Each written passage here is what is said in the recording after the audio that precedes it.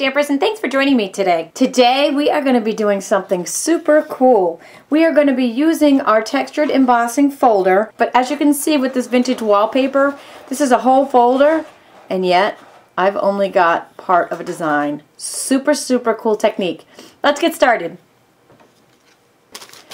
Okay, for starters, I'm using Stampin' Up's onboard chipboard. This stuff is the best when you're using it to make designs with impressions folders. I want to get this impression on my chipboard so I can cut it out. So I'm going to start by cutting a strip off of my chipboard. We're going to slide that in the impressions folder. Now when I run this through the Big Shot machine, I'm going to put the folder down on top of tab 2 of the multi-purpose cutting platform and then just one cutting pad on top. And crank that through.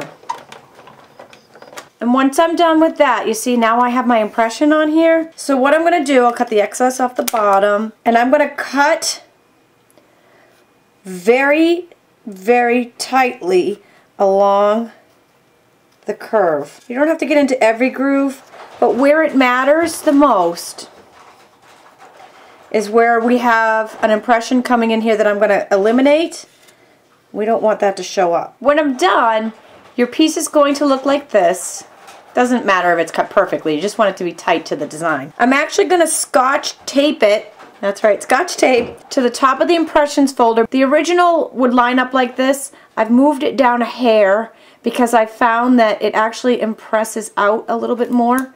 And this way you don't get any extra embossing. Don't need a ton, just enough to hold it in place. Placing some Very Vanilla inside of our folder. Then we're going to do the same exact thing. So I'm on tab 2 of our multi-purpose platform. Placing this folder right on top of that with only one cutting pad on top. Crank that through the Big Shot. And then when you open it up, you just have the impression where the chipboard was. Isn't that amazing? Check it out up close. It really is a wow. Very cool. Now to complete this card, we're going to put this panel on some Concord Crush for our card base. We'll be using Concord Crush ink to match, and I'll be using the Punch Bunch stamp set, which is a celebration set right now, and we can get it free with a $50 order. We'll be taking the True Friend stamp from this, and I'll be using the clear mount version. So I'm going to stamp that twice on Very Vanilla. I'll be taking the 1/2" circle punch and punching out just True Friend. On the other, I'll be using the 1" circle punch and punching out the entire greeting. I'll be taking some paper from the Lap of Luxury collection to be using for part of an accent. We'll take the 2 3/8" scallop circle punch,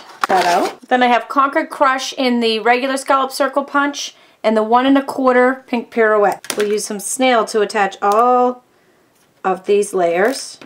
And then some snail on the back of the layer to attach some Concord Crush ribbon. And then to attach that to our card base. 1 Stampin' Dimensional on our tiny little True Friend to pop that up.